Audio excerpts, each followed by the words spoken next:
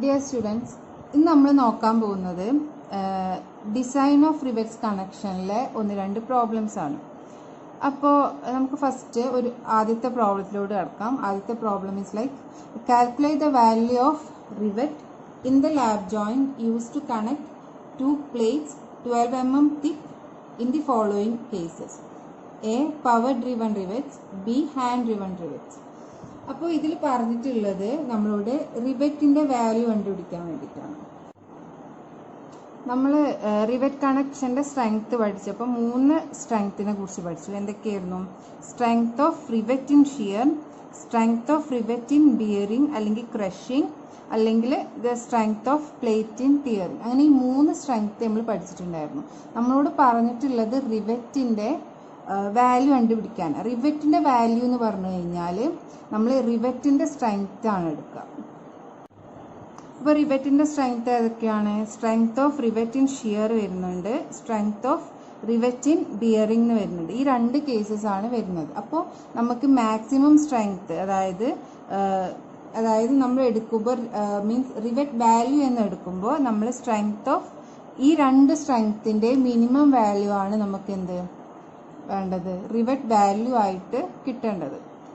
അപ്പോൾ നമുക്ക് എന്തായാലും പ്രോബ്ലത്തിലോട്ട് കിടക്കാം. ഫസ്റ്റ് ഇതിൽ 2 കേസസ് പറയുന്നുണ്ട്, പവർ ഡ്രിവണും ഹാൻഡ് ഡ്രിവണും.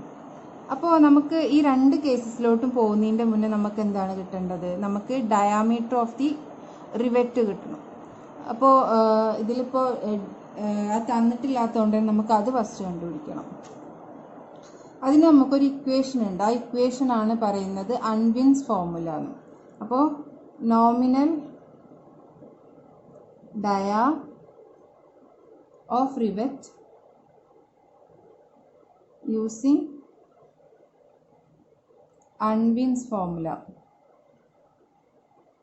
അൺവിൻസ് ഫോർമുല എന്ന് പറഞ്ഞാൽ phi is equal to 6.01 root of t. അപ്പോൾ 6.01 റൂട്ട് ഓഫ് നമുക്ക് ടി എന്ന് പറഞ്ഞാൽ തിക്നെസ് ഓഫ് ദി പ്ലേറ്റ് ആണ്. Thickness of plate. അപ്പോൾ ടി എന്ന് പറഞ്ഞു കഴിഞ്ഞാൽ 12 ആണ്. That is equal to we get the value as 20.819. Unwin's formula നമുക്ക് എപ്പോഴും ഒരു ലിറ്റിൽ ഗ്രേറ്റർ വാല്യൂ ആണ് തരിക. അതുകൊണ്ട് നമ്മൾ അസ്യൂം ഇറ്റ് ആസ് 20 എടുക്കാം. Diameter of the nominal diameter of rivet എന്ന് പറഞ്ഞാൽ 20 mm ആണ്. ഇനി നമുക്ക് കണ്ടുപിടിക്കാനുള്ളത് ഗ്രോസ് ഡയമീറ്റർ ആണ്. ഗ്രോസ് ഡയമീറ്റർ എന്ന് പറഞ്ഞു കഴിഞ്ഞാൽ ഹോളിൻ്റെ ഡയമീറ്റർ ആണ്. ഗ്രോസ് ഡയമീറ്റർ ഓഫ് ഹോൾ അല്ലെങ്കിൽ ഈക്വൽ ടു 20 + 1.5. എപ്പോഴും ക്ലിയറൻസ് 1.5 ആണ് എടുക്കുക ഇവിടെ. അപ്പോൾ 21.5 mm. അങ്ങനെ നമുക്ക് ഡയമീറ്ററും കിട്ടി. അപ്പോൾ ഇതിൽ ഫസ്റ്റ് കേസിലോട്ട് പോകുമ്പോൾ അതിൽ പവർ ഡ്രിവൺ റിവറ്റ്സ് ആണ് ഫസ്റ്റ് കേസ്. പവർ ഡ്രിവൺ റിവറ്റ്സിന് നമ്മളെപ്പോഴും tau is equal to 100 Nm/mm², sigma C is equal to 300 Nm/mm² ആയിട്ടാണ് നമ്മൾ എന്ത് ചെയ്യുക? അസ്യൂം ചെയ്യുക. അപ്പോൾ സ്ട്രെങ്ത് ഓഫ് ഇപ്പോൾ റിവറ്റിൻ്റെ സ്ട്രെങ്ത് ആണ്. റിവറ്റിന് ഏതൊക്കെയാണ് വരുന്നത്? Strength of rivet in shear first case. അതിൻ്റെ ഇക്വേഷൻ വരുന്നത് π/4 d² ടോ എസ്.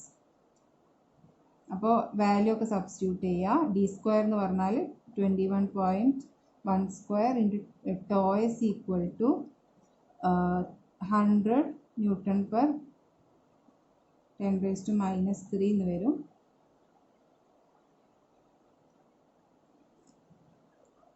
നമുക്ക് കിട്ടുന്ന വാല്യൂ 36.305 kN ആണ്.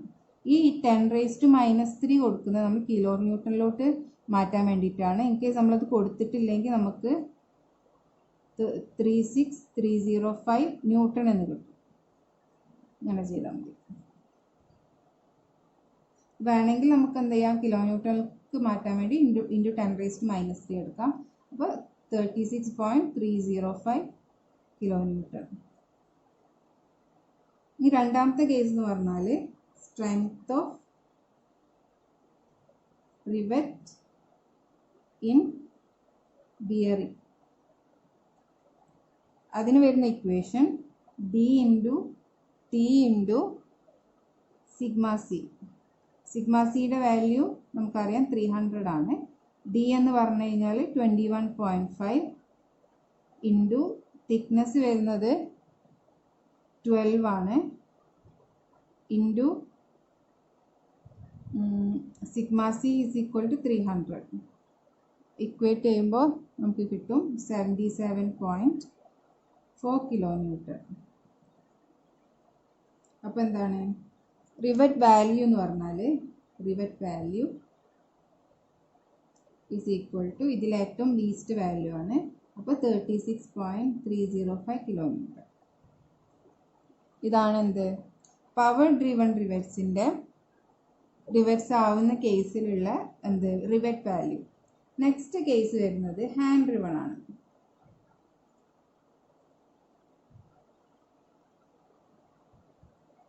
ഹാൻഡ് ഡ്രിവൺ ആവുമ്പോൾ ടോയ്സിൻ്റെ വാല്യൂ കുറവായിരിക്കും, അതുപോലെ തന്നെ സിഗ്മ സിയുടെ വാല്യൂവും കുറവായിരിക്കും. അപ്പോൾ tau s equal to 80 Nm², sigma C is equal to 250 kN/mm².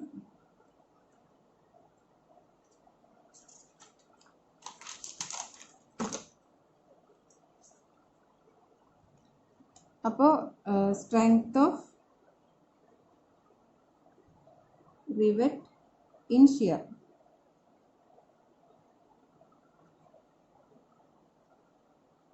π/4 d² into tau C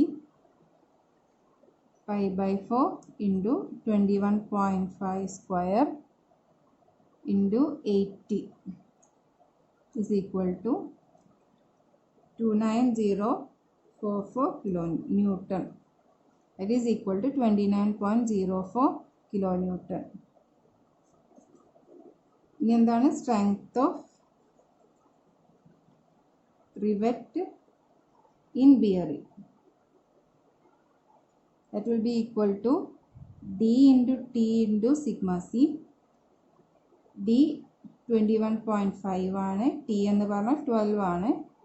just ഇതിൽ വ്യത്യാസം വരുന്നതെന്ന് പറഞ്ഞു കഴിഞ്ഞാൽ ടോസിൻ്റെയും ടോയ്സിൻ്റെയും സിഗ്മ സിൻ്റെയും വാല്യൂസ് മാത്രമാണ്.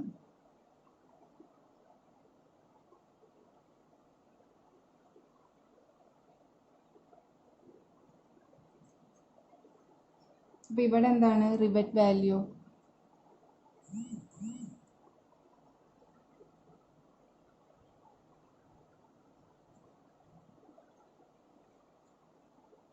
ഇതാണ് റിവറ്റ് വാല്യൂ രണ്ട് കേസിലും. ഈ പ്രോബ്ലം ഇത്രയേ ഉള്ളൂ.